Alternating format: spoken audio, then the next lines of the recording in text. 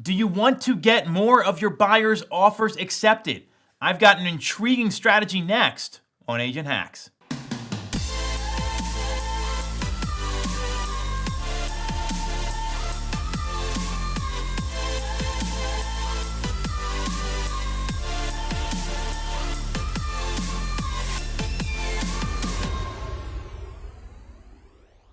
We know that one of the biggest challenges out there for any realtor is getting their buyers' offers accepted in the current climate. It is competitive.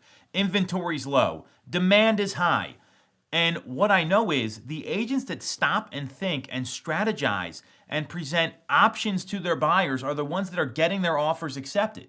And one of the things I haven't seen enough people think about is how to net the seller more money without worrying about appraisal issues. Because when you're in an accelerating market and people are bidding $10, $20, $50, $100,000 more than the asking price, the appraisal might be a challenge if your buyer's getting financing.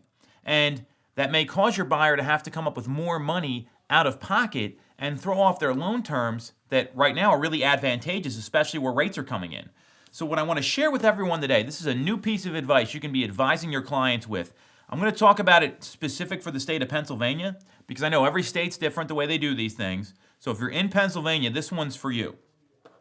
Instead of just blindly bidding way above the asking price time after time, and your buyer's in a situation where they've got some cash on hand, they're in a good position financially, they're not putting all their money into the home for the down payment and closing costs, consider paying the seller's portion of the transfer tax. In Philadelphia, transfer tax is 2.14% aside, right?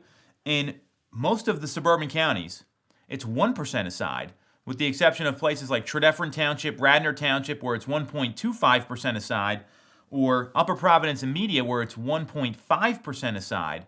That's a way for your buyer to say, hey, you know what? Instead of worrying about an appraisal issue, and we want to net the seller as much as we can, we're going to pay their transfer tax. That gives the seller an extra 1 to 2.14% on their bottom line, which should be the most important number.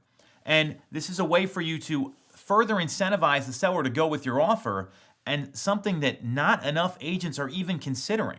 So think about that. You don't raise the price, the appraised value stays the same, and the seller can walk away with 1 to 2% more than what they would have with the other offers. That is going to position your buyers to win. So a couple things you want to do if you're going to implement this strategy. One is make sure the listing agent knows what you're talking about and it's made abundantly clear. Unfortunately, we know there's very low barriers to entry in real estate. 87% of agents fail. We know all these stats, right? And it's important that the person talking to the seller is aware of the benefit to their client. So you want to make that abundantly clear, number one.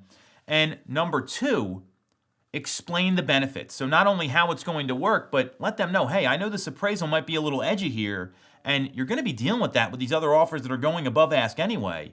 So why not go with this offer that guarantees your seller is going to be walking away with more no matter what, and there's less risk involved. So you've got to let them know how it's going to work, number one, when it comes to the bottom line, and two, the benefits. You've got to educate everyone involved to make this work. This is a hack nobody's using right now. I've seen it once or twice, and it's a way you can really help your clients get these offers accepted because we know how competitive it is. 7, 8, 9, 10 offers on some houses. This is another strategy you can use to win. Implement it and go get that offer accepted.